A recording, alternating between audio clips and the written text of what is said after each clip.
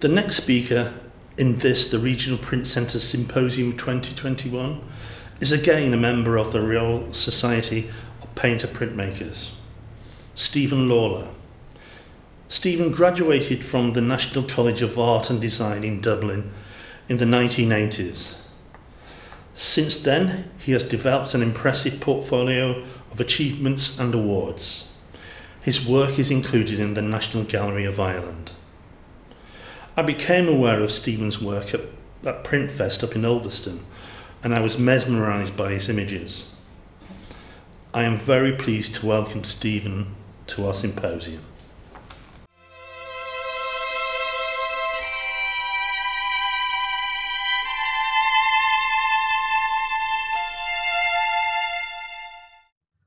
Hi, my name is Stephen Lawlor and I'm an Irish printmaker. I'll just give you, I'm going to present roughly 9 points, as you can see here. My background as a printmaker, early prints when I started in around 1983. I moved on to a bigger body of work, small landscapes, etchings. And then I started making some monoprints, and then some larger prints, and became more established. I was involved in many projects which are separate from the other points here, because the prints made for them are all unique or different from the rest of my work. I then went to work in the Swedish Forest for some time. I still returned there, and I then started working on images of women. Which I still do to a point, and then I started painting in the mid-1990s, and I'll talk a bit about them as well. So those are the points I'll bring you through for this talk. My background is that I applied to the National College of Art and Design when I was 17 years old, and was not successful in my application. So I started work at the an advertising agency of all places, and I worked there for 4 years. Became a junior designer, and you know, I really enjoyed it, and I learned so much doing it. But I knew it wasn't for me, so I applied again to NCAD and was accepted this time onto a visual communications course. I did 3 years there, but I learned a lot from advertising. I won't say it was a great experience, but just it gives you the sense of urgency in working to deadlines, etc. Sort of, made me very focused, and certainly I spent most of my 3 years in college in the library or in the life drawing room. So when I finished in 1983, graduated, I joined Graphic Studio Dublin Print Workshop as just a sort of a stopgap to before I decided what I really wanted to do with my life. And I thought I was getting old then at 23. So, but unbeknownst to me, I didn't move on anywhere, and I became a printmaker. So there's worse places I could have ended up, I think. So Graphic Studio was founded in 1960 in Dublin, in the basement of this Georgian building with the blue door there. And there were maybe 20 or 30 members or 25 members, and they were from a variety of backgrounds, but it was quite a vibrant place even from the start. And they produced, the Arts Council funded them somewhat, and they made portfolios to support themselves, sponsors portfolios where the sponsor would pay for 4 prints every year. And so it was quite crude, I think, and technically, works that were made in this time. But as time went on, more people came, and it developed a reputation. So after 20 years at Mount Street, they moved to a new premises on the river, on the Liffey in Ringsend. And there was a split. Some members didn't want to come with them, so they set up their own studio, the Black Church Print Studio, which still exists today. Mary Farrell Powers was an American-born printmaker, who took the main body of people to that new graphic studio in Ringsend, and she was really technically proficient and set up a thing called the Visiting Artist Program, which I'll talk about in a second. They set up a gallery in 1980, and that's still going today as an outlet for the works made in the studio. So I joined in 1983, and after many years, the year 2000, I became chairman of the company and was chairman until 2005. And my main contribution to the company was building alliances with outside companies, because I suppose through my years in advertising, I had a knowledge of business and how companies worked. So we had projects with cultural institutions like the National Gallery of Ireland, the Chester Beatty Library, and also made partnerships with tech companies to help us to, develop financially or in other ways that artists, I suppose, weren't equipped to do. And they've moved to a new premises in 2009, and where they are still on the north side of the city. So to go back to the Visiting Artist Program, so many painters and sculptors would come along to make prints in the studio, and they would take away half the editions they made, and the studio would keep their half of the edition, so no money changed hands. The studio could sell them through their own outlet, and the money came back in. The gallery made money, but the studio also made money to pay young printers to make more prints. And so, as a young printmaker there, it was a great way to learn and see how established artists approach their work aesthetically and technically. We had some international names there. You can see I've highlighted them. So it was a really wonderful place to begin to make prints and learn the technical and all other aspects of printmaking professionally. So my early prints were based on the horse, and they began around the mid 80s, and from the very start, it is difficult to for a young artist to, I suppose, get off the ground and make a body of work that's going to be taken seriously. Not having a design background and not a fine art background, I felt it really difficult to I hadn't got it hadn't been taught, let's put it that way, how to develop the ability or a planning process, a way to make the work develop over time, or help it to. Anyway, for better or worse, my first subject was the horse, and they weren't actual horses. They were kind of primordial horses. But they're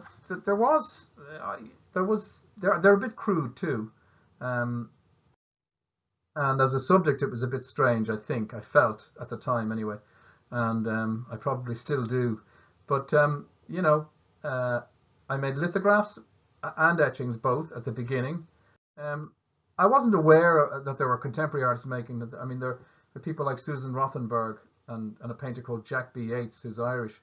They've made images of horses that aren't sweet images. They are, they are in their own right very much contemporary pieces of art.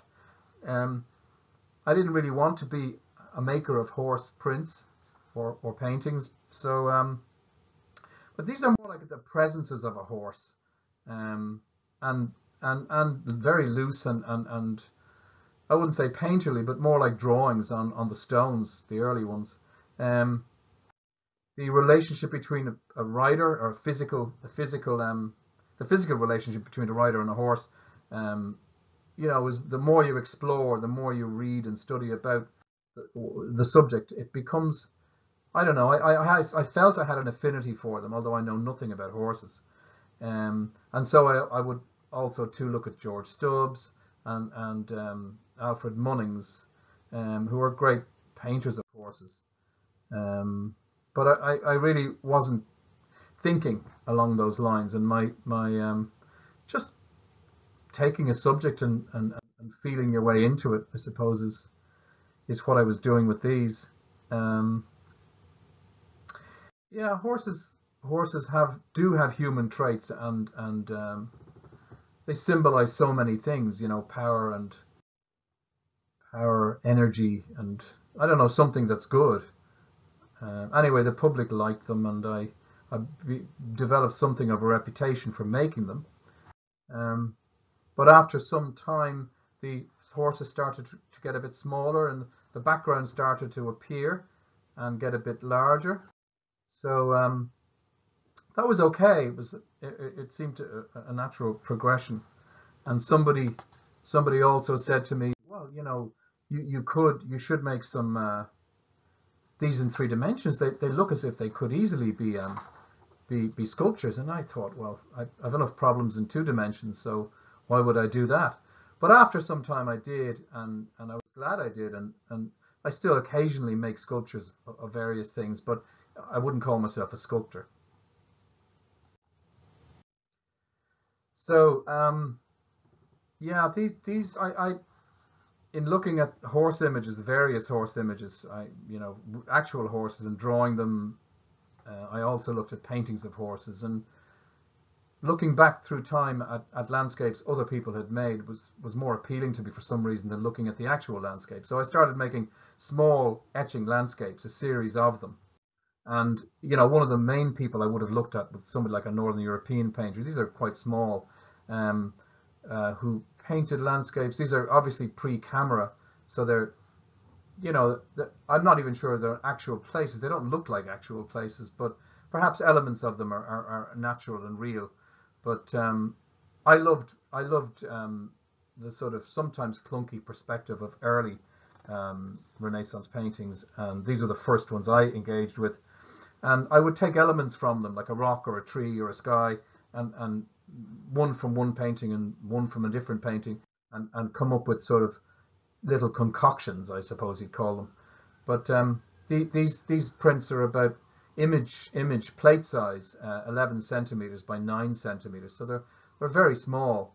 But there is a benefit to the small scale, in that, you know, if something doesn't work, you can change it quickly. You can introduce new elements quickly. You can burnish away things that are not doing anything or you know, helping the image. I became familiar over a time with you know, with the process, and these are all 4-plate etchings, I should say. So the first plate you make and bite, the master plate, I would offset back onto 3 other plates, and that would I'd know positioning, and then I would bite those plates in the areas I wanted. So the very darkest parts are layers, four aquatints, one on top of the other. So you get a dense, you know, deep gathering of ink. And then the spit biting, which is a graded aquatint, is another sort of soft tonal gradation. And then you're led into the plate tone, where you're leaving heavy plate tone on one part and taking all the plate tone away from other parts. So the control between the dark and the light is quite, after a while, you become quite proficient at. And so at this scale, in learning all the technical stuff to be learned, you know, I is what happened when I made these prints. But don't forget, I was also working for other artists, printing their prints, and you really do, day after day, full time doing it. You know, it becomes second nature. What to change, how to change something to make it work. I like the fact that I was simplifying. I was making up new things from elements of old things, sort of scavenging those old master paintings and layering colors. I often, people had said to me, or I often thought that I was a frustrated person who wanted to be a painter but happened to be a printmaker, and it's probably true. But this is as it was at the time, and I survived by making these prints, and I was happy to make them. And they still editions of 100. They still appeal to people. I don't make them anymore, but editions of 100, and I must have made almost 100 of them, and people wanted them in 2s and 4s and 6s to collect them for spaces, you know, intimate spaces, domestic spaces. Not that that was my intention, but that's what happened with them. One of the books I looked at the time when I was making them was a book called Places of Delight, which was a catalogue from an exhibition in Washington in 1988. And one of the essays in it is by somebody called Robert Kaffritz. And he states there that in the intimate scale of small things, landscape presented a field for special delectation, often transcending the interest of whatever narrative it hosted. And that's kind of true, because when you remove a narrative from a scene, and I had scoured many paintings and, you know, cannibalized them and broke them up, it doesn't really matter. What's retained in the landscape, in fact, are traces of those events or narratives, and you can sense them. And that's kind of what holds the attention. It implies a simpler world, a place that's less complicated than ours, I suppose, mythical or otherwise, but in a good way. So I still, in the end and all the way through, I felt there were studies for other things in the making of them, and you know, they kept me alive. So what more could an artist want in the early times to make things that could be collected and that sort of you're starting to build a reputation.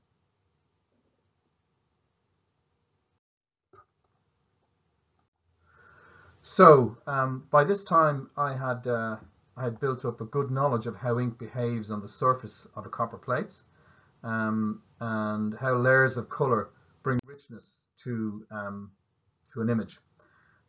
So I began to experiment with monoprints, and they were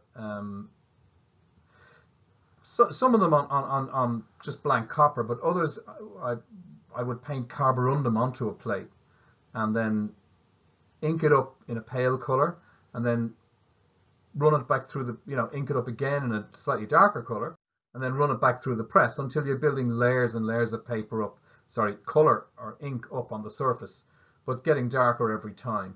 And obviously you would not ink up where you wanted to leave a color, but it did give great atmosphere and depth and texture in a more painterly way than etchings could. So yeah, some of them are quite close to abstraction, which I don't mind, and I broke them up and made sections out of them, but it is a way to move away from the tightness of a routine or regime that you can get trapped in if you just continue to work the same way all the time. I had been working on a project for the Chester Beatty Library that involved an image of the Archangel Michael. So I started working on monoprints by rolling up the surface and then wiping away the ink. And again, these would go through the press a number of times to build up that sort of depth of darkness and the softness of what you wiped away. So angels and boxers and figures started to appear in these monoprints. I can't say you'd call it a narrative, but they have, kind of like the horses, they had this sort of very physical presence, a sort of primordial characters, and they're more a direct link with painting than etching could be, because they're painted and printed immediately. They're more spontaneous, and it really loosens you up. It takes you away from the confines of etching. So this process, I think, was a link between printmaking and painting for me, and I'll talk about painting later. And again, at the very end of this, I tried to make a piece in sculpture, which it's something. It's just, again, extending what you're doing and trying to conclude it in some way.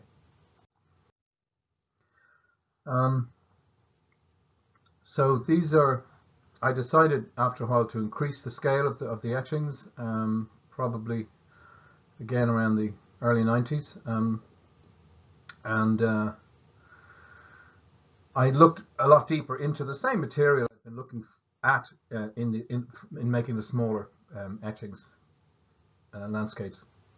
One of the artists I came across was Claude Lorraine. I hadn't engaged with before or considered before, and he influenced John Constable a lot. Constable's fascinated with him. The light Claude gets into the paintings, and I've seen this painting at the National Gallery many times, is astonishing. It looks like it's lit from within somehow. It's a very classical scene that's kind of formally constructed, but nonetheless, the longer you look at it, the more powerful it becomes. And so, in a way, Constable, although he has his own fantastic qualities, the two are tied together. And the more you look back and forward through history, the more of those connections you begin to see. So, having learned what I did at a small scale, making these bigger was not a huge step, but it was a progression, I think. And the marks made on a larger scale are actually, more interesting, really. The more human scale, I think. And I could relax more, I think, by the time I started making these.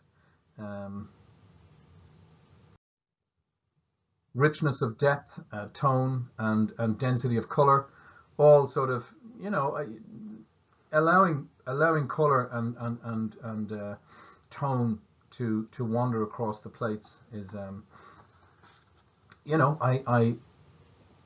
I had reached a point, I think, where they were, I wouldn't say they're never easy to make. They're always very difficult to make, but I was comfortable making them, I suppose. Atmosphere and tension are built up by the soft grading of tone, I suppose. And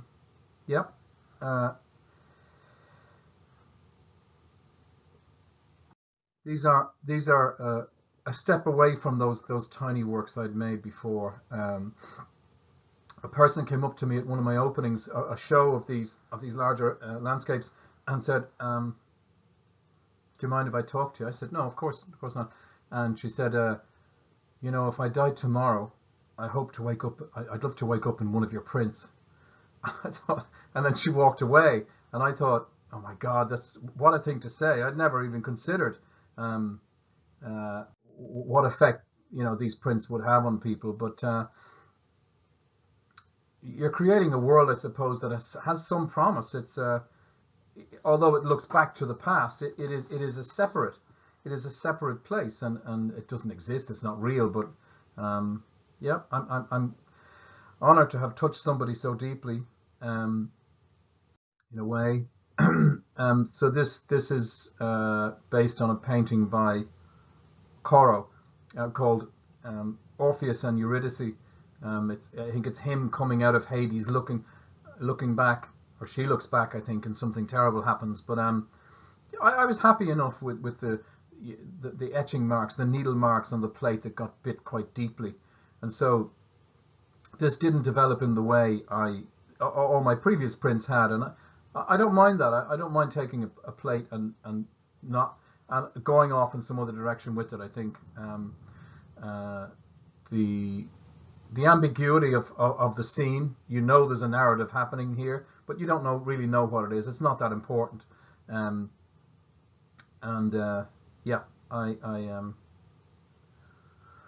I was very happy with it. So that's that period of etchings that I still, I'm not making landscapes anymore, but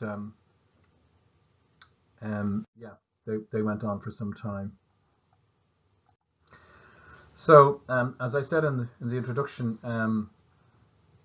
I've organized many projects with groups of artists from a variety of backgrounds, writers and printmakers and painters and sculptors, and filmmakers, and got involved with a variety of institutions. But these works anyway of mine from those projects are kind of separate from all the other works. They don't have they're not in a body. They're all each individual, you know. So this was our first project at the National Gallery of Ireland in 1998, and it was called Art into Art, and it was 30 artists looking at a piece in the collection each. They selected to engage with, and this was based on a very small painting by Carol Dujardin, a Northern European painter who worked in Rome in the 1500s, and I kind of stripped it back. I was very happy with the result. This is only 2 plates, and the light you can get with spit biting and tissue wiping and tone, plate tone control. I was delighted with it. It's much more sparse than the original, but a horse again, which I had already dealt with that form, and so I was really happy with this image at the time. Moving on from that, the Chester Beatty Library, we had a project there called Holy Show, and that was based the 3 central points of that collection. It's a fantastic collection. They have something like 70,000 prints in their collection alone, manuscripts and all kinds of objects. But the collection itself is based on the 3 faiths: Christianity, Islam, and Buddhism. When you go in to the collection, you'll see that it's a small museum, but it's a massive collection. So each of us was asked to choose something spiritual, something holy, which we did.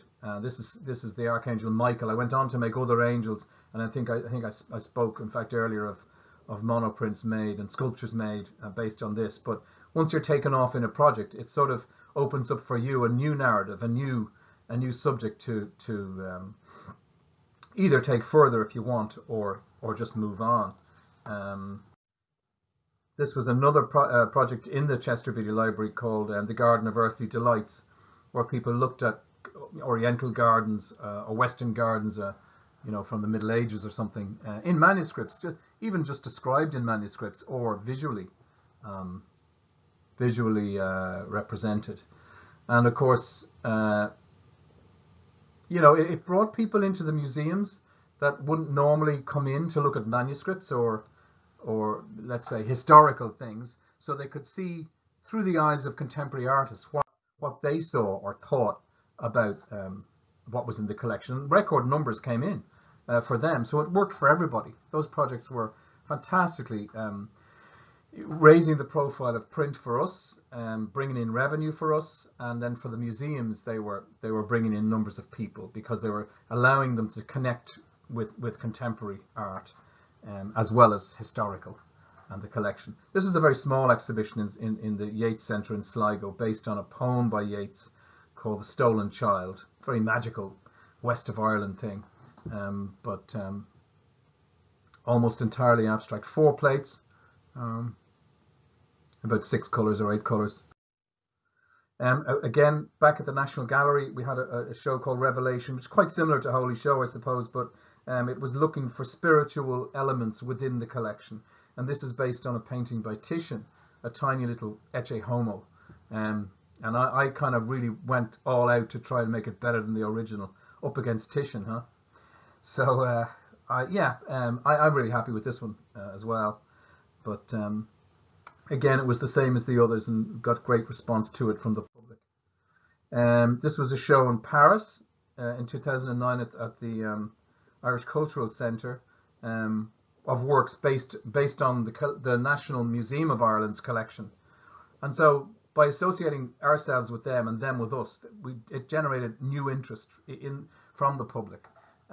This was a scene from the Battle of Fontenoy, and I made a small series of these prints, and they were based on the wild geese. Something like 500,000 Irishmen fought under French colours between 1700 and 1800, died under French colours rather. So there were much more fighting in that time, sort of a sad period. But I moved into film, looking at film and how I could steal images or glean images from historical things. So this, I think, was in 2010. I put an exhibition together of 100 printmakers. This was a fundraiser for moving premises for Graphic Studio. 100 printmakers, editions of 100, and selling for €100 each. And the magic number, 100 by 100 by 100, is 1 million.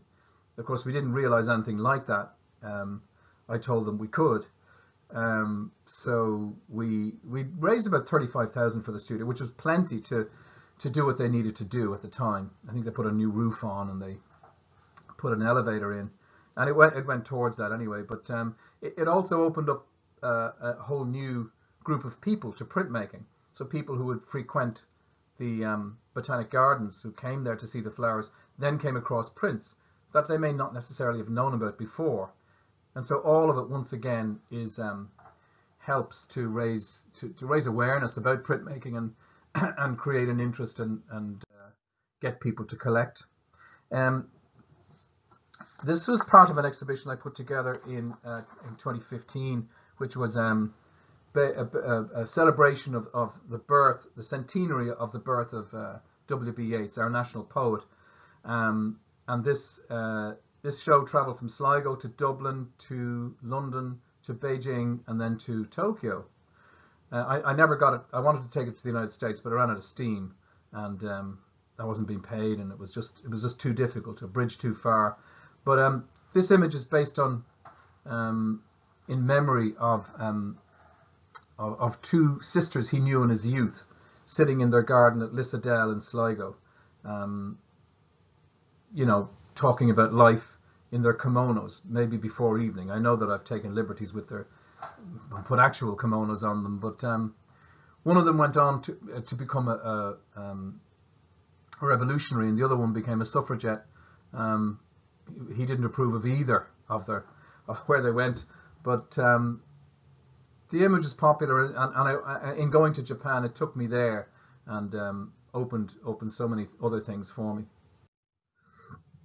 This was a print for the same exhibition called Meru. It didn't actually go into the exhibition, but it was a backup print, and I liked it, and kind of brought me to a little, into a even more, I suppose, slightly abstract and stylized way of working, less real, more me, I thought. This was a small exhibition just celebrating Mountjoy Square, which is a square of Georgian buildings in Dublin, and I'm not very fond of making images of architectural subjects, but anyway, this was my contribution. This was from an exhibition of the Royal Society of Painter Printmakers, I think 2017, 2018, just a homage to Samuel Palmer, a printmaker I've always admired. This is a recent exhibition at the Graphic Studio Gallery called The Human Heart. That's that just small series of prints from various projects that I was involved in, and it is apart from new narratives and new subjects. You're working with other artists, and you're working with people in institutions, and you get to reach out further and further from just staying in your studio producing art, and that aspect of this I also enjoyed. So but I had been painting for a while. I think I said it already. I hadn't shown many of them, but I continued to paint and make prints simultaneously. But I was invited in I think 2005, 2006 to work in Sweden in the forest at a place called Gallery Astley. It's an art centre, and the condition was that I worked in the forest and painted the surrounding forest. And I thought, oh God, I've never done that. It's a bit cliched, but what the hell, I haven't worked in Sweden before. I'll try it. I hadn't made work in Sweden before. I'd visited Sweden, but off I went, and I said I would. And so I went into the forest not knowing how it would work physically, but it was wonderful. I brought large sheets of paper or rolls of paper and acrylic paint, and put the sheets on the ground and put rocks down and painted very quickly. I was devoured by mosquitoes while I was there, and so I had to work quite quickly. But you tend to, without going into any detail, get a feeling for the forest. It's kind of like a cathedral space sometimes when the light is right, and you know, I felt I could capture it in a sort of a clunky way, you know, and sometimes it's better than being proficient because you're not depending on skill at all. You're hamming it and you're going at it, as it were, and these really worked, I thought, and I was very happy with them. I went back to the studio then to make prints from them, to the studio in Astley, and I made silk screens. I hadn't made silk screens before that, maybe some in college, but very few. And they worked as well. So the translation from one medium to another in itself was an interesting thing to have to do. I think I knew enough about layers of color and plates on top of plates to start a silk screen and put a pale color on and build it up slowly with the next color, imagining or guessing what it's going to be like. And it was a great experience. The people who came to the exhibition loved the work because it gave them what they felt was the essence of the woods they knew or they'd grown up in. Yeah.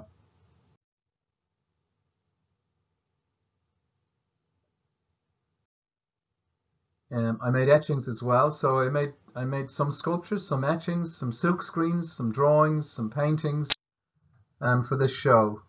Over a bit of time, we didn't have the show immediately, so I could gather information, work on it, and then go back and have the exhibition, which is what happened. So we're in the real world now, and not looking back at historical paintings, but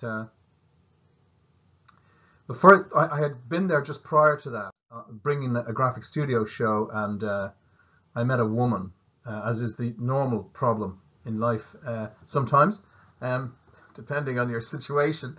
But they put me up in a manor house, a beautiful refurbished hunting lodge, and it was so comfortable. It was great. But anyway, I went to bed early that night because there was a different opening the following day, and I remember switching off the light and then looking down, and at the end of the bed, or just beyond the end of the bed, there were these two circles of smoke swirling and glowing, and I couldn't figure out what they were. I thought, what the hell is that?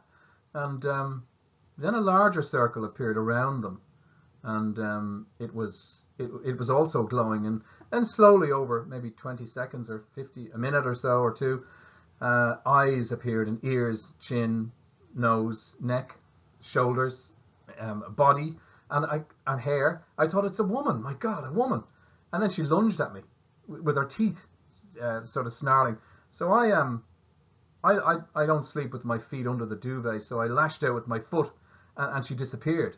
So I put on the light, jumped up, opened the door, looked around, looked under the bed, looked in the closet, nothing, the wardrobe, and I thought, well, the atmosphere felt fine. It didn't feel cold or weird, so I just went back to bed. But I think you're in shock. Your brain doesn't really accept what you're seeing, so it can't take it in. It's just, this can't be real, you're kind of saying to yourself, but it was. So the landlady asked me, the owner of the house, the next morning at breakfast, did you see anything last night? And I told her, and then she told me more stories about earlier sightings of this woman. I investigated it. I went further into it and looked at. I obviously made prints from them and drawings and paintings of that woman. I was in kind of shock, I think, for quite a while, because I wasn't sure if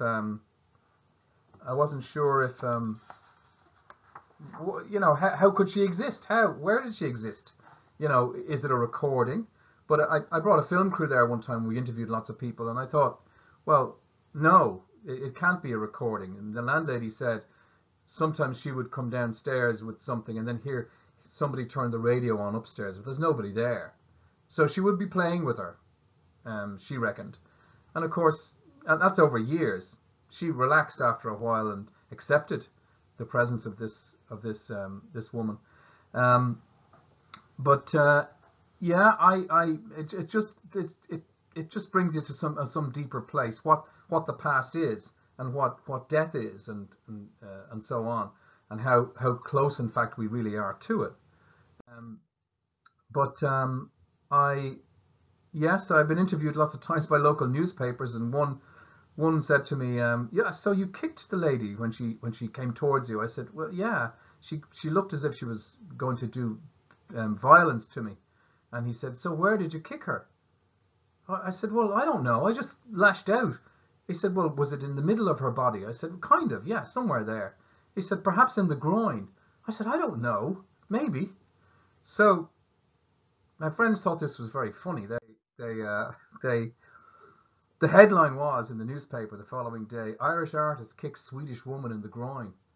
And this was I suppose his way of sensationalizing and selling a few newspapers. But it shook me really deeply, I think, the whole affair. And I then started making a whole new body of work based on women from the past.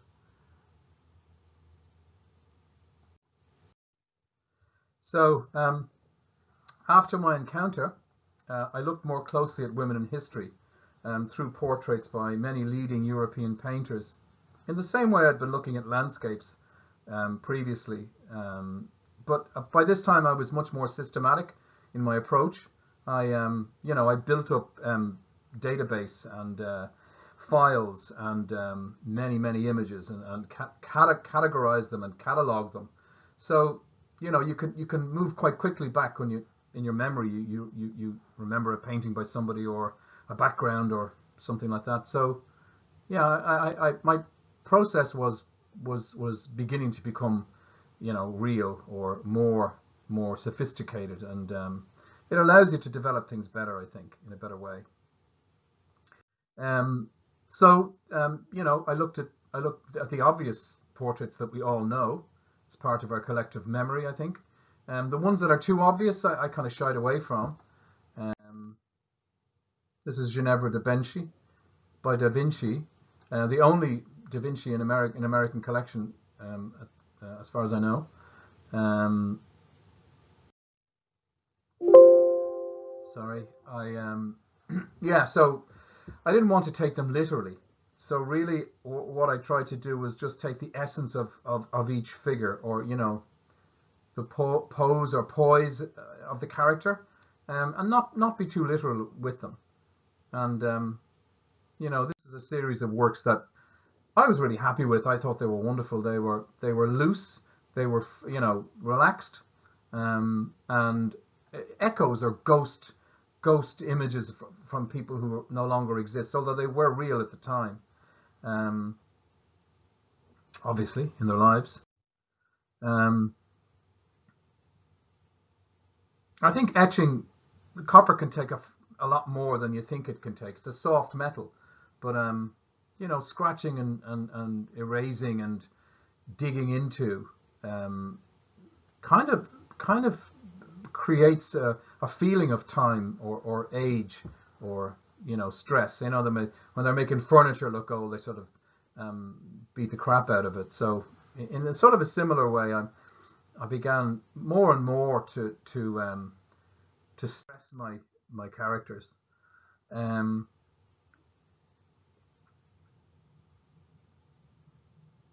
Yeah, silkscreen, I'm never always happy with it. I think if you're prepared well, it can work for you. I don't dislike it, and it can be more painterly than certainly than etching. But yeah, it's you got to approach it in the right way, I think. On my visit to Japan with the Yates show, I met a professor there who had translated a book called The Tales of Issei, which are poems and koans and stories about the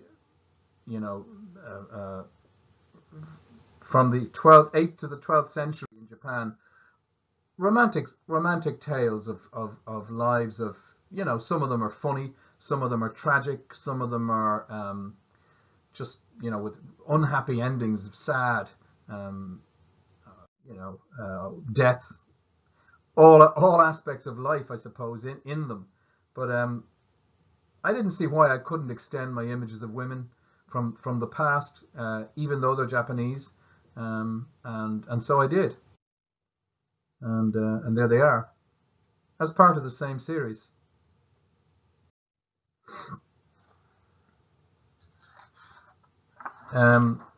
Yeah, I tried to remake paintings as prints, which I'm not sure if it worked, but they do have some presence. Again, all people who are from the past who are no longer here. These were still part of the show that I had in Sweden, the forest being one part, but the woman being another part, because it was quite a big space, a small museum space. And I read out a poem, not a poem, sorry, the end lines of a short story by James Joyce, his most famous short story called The Dead, which goes like this. His soul swooned slowly as he heard the snow falling faintly through the universe, and faintly falling like the descent of their last end upon all the living and the dead. So, you know, for me, there's a sort of a thin veil between the living and the dead. Certainly after my experience, I felt that they're not that far away from us. And pretty soon all of us will be joining them, and that veil will move on. And, you know, our children and the future people will be on the opposite side of the fence to them. But I don't think it's a bad thing necessarily. It just is the way it is. I moved on here with these as iconic figures. And the more iconic, I think I've said this, the more iconic the person is, the more difficult it can be. But the more people can relate to them too. You know, the more familiar they are with them. It's almost like a part of a collective memory. That, you know, people respond in a different way to just any figure. And this is the figure from Las Meninas, the Infanta. Quite a large print. I made this in China not so long ago, a few years ago. I came across this. I made it for an exhibition in the United States and on TV, and I was very happy with it because I don't know why. Once again, you know, from memory and from our past, when a character appears, it just brings back nostalgically your feeling for that time. Of course, Good Queen Bess, she was a master of PR and projecting the image of herself onto the population of England, and that, you know, I think even now looking back, it's part of what I suppose formed the empire, formed England being as it is. But I think the original of this, the portrait made by Edward Hilliard, was quintessentially English. So something stiff and you know, painting in Europe at the same time was far looser and more progressed. But this is a very quintessentially English image which drew me to it. Her poor sister Mary, of course, never got the same attention and kind of has been run down by history as a terrible person, Bloody Mary. But you know, she was an intelligent woman, and I thought got a raw deal. But I might try and make an etching of her to redress that somehow. Sorry, a cowboy. I moved quickly over there. He's the dying American dream. I wasn't too happy with that print. This is an etching that I had drawn and was about to make more plates rather, to go with it. And I just loved the lines themselves, the the scratchy, spidery, wandering effect of those lines. And so I just rolled it up in red, and just to see what it would look like. And you can tell there's something happening here. There's a narrative, but you can't quite tell what it is, which is fine by me. I don't think you need to. It's just pleasing to to see the tension and movement in the lines, and where there are no lines. What is that? Is that a figure forming? Maybe it is. But yeah, I'm very fond of this print, and again, would love to be moving more in other directions. Habits I find are not a great thing. They stop you from progressing or moving in a direction that will make things whereby it will allow you to make things that work in a different way. Yeah, this little figure this is quite recent, a lot of punishment before she emerged, and she nearly didn't emerge. She nearly got submerged in the darkness, but she's almost sculptural in now that I see her on the screen. She really is quite different to the feeling of the image in itself. So once again, I tried to remake these figures in bronze. I don't know why. I don't have to do this, but it just seems like a natural progression. And this woman I'm quite fond of as well. She fits beautifully into your hand. She's about that size, about 8 inches high or something like that. And that is something you cannot do with a print or a painting. Hold it in your hand. So sort of when a form forces itself into the world or comes into being in the world, that is what sculpture can have in a very different way to the artifice of two-dimensional artworks, Yeah. The painting ones, I'm not sure if they were completely successful, but I enjoyed doing them, and maybe further down the road I will take them further. They do connect with the paintings in a strange way, and they exist somewhere between painting and sculpture.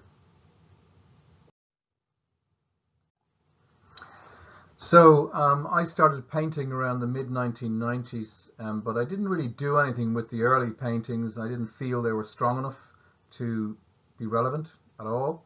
But just after 2000, they began to look interesting, and by the middle, 2005, 2006, I began to show them.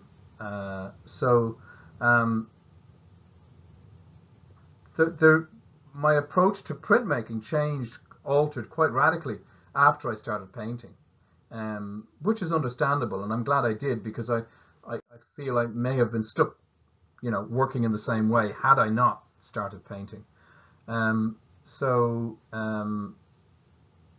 Yeah, I approached these in the same way I approached the very early etchings, the small etchings, back in the mid-80s, and the subject matter is the same, except there's far more freedom for maneuver. In fact, it's frightening how much freedom you have when you start first. I'm sure a lot of you know. Yeah. When I started painting the Swedish landscape, I started looking at other landscapes as well. Just because you get into that way, once you're doing something, you continue and explore and develop it. But I never saw this as a final end. I wanted to do this as an artist.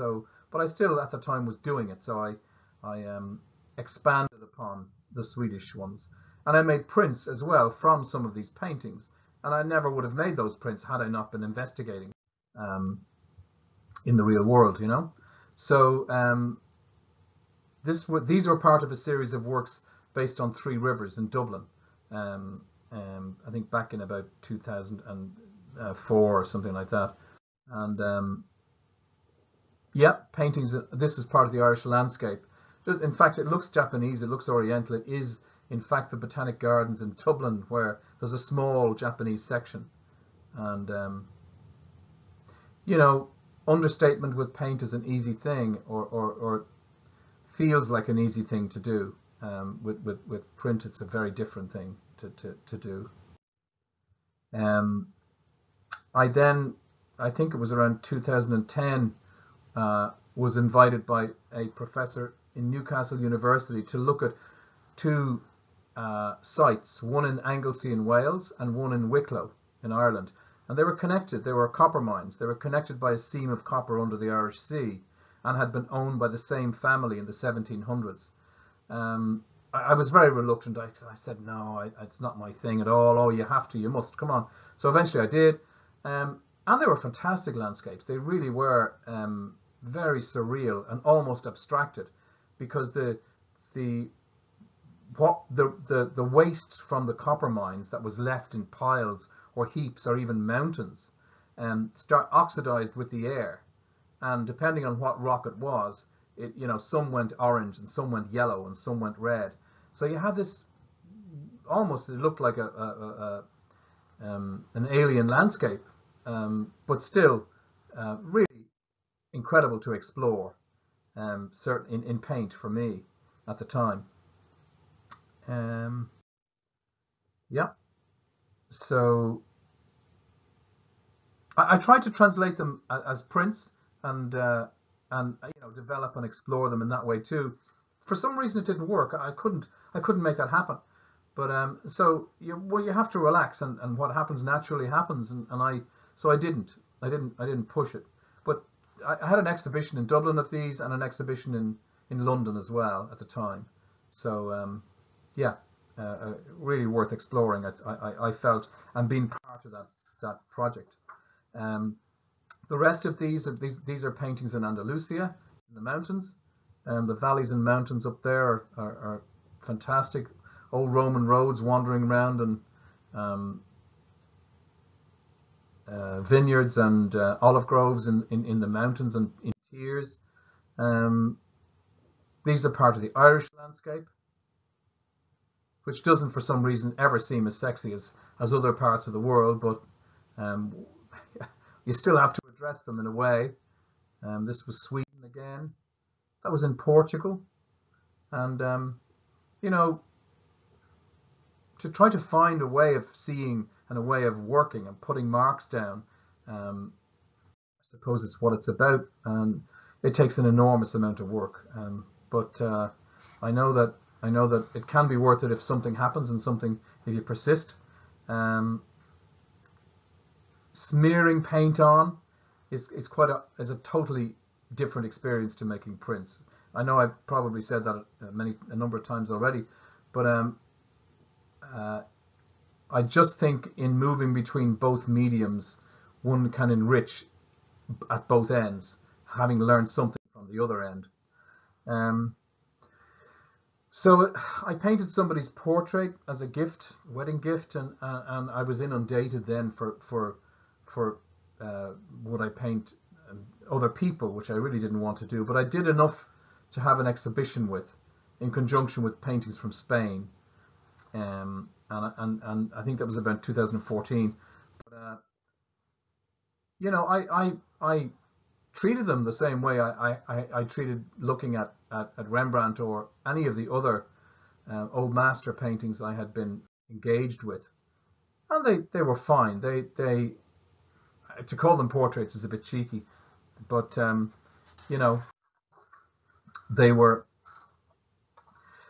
If you're moving between the various media, you kind of feel your way to the point where, okay, if something emerges after I suppose pushing paint around for long enough. But I was quite happy with these. There's a small body of work, but they fit together well, I think. So I'm coming on now to icons, which are paintings that are again, I move back to the past, to history, and so the subject becomes history, the history of painting, the narrative of Western painting. So and I was delighted with some of these, having already painted portraits of people from the past, but already, and so by moving forth and back and forth, not just through time, but to different media, things start to happen, and you begin to develop a way of seeing, I suppose. the texture, and when you're dragging paint across the surface, you have to be ready. Well, for me, I felt I had to be ready to destroy a painting instantaneously. If it's gone too far, it's not working, scrape the paint off and start again. So face over face, image over image, until something interesting happens. Madame de Pompidou, a fantastic woman from French history. I made many prints from her as well, from this painting. And yeah, being comfortable with shape and form, and sort of reality remembered through the eyes of another painter, is a strange thing.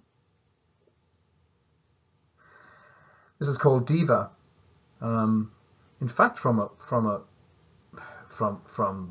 YouTube, watching an opera, a woman singing opera. But yeah, the paint most of the time goes to the wrong place, but occasionally lands in the right place, and you can move on.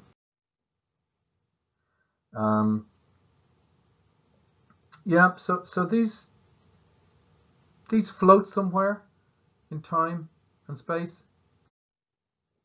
Again, I couldn't call them portraits, but I think being able to feel when something is right in itself is I think a serious part in making art.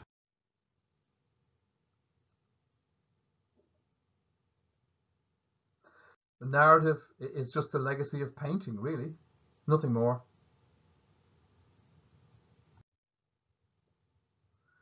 And the originals sometimes can be quite boring images, and yet you can enhance them and you can elevate them somehow. So I always felt when I'm trying to make them that I'm in competition in some way with the original makers.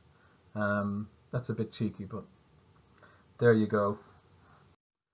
Yeah, bronzes again, coming in at the end to make. Yeah, I feel you're finishing a body of work if you can look at it from every angle.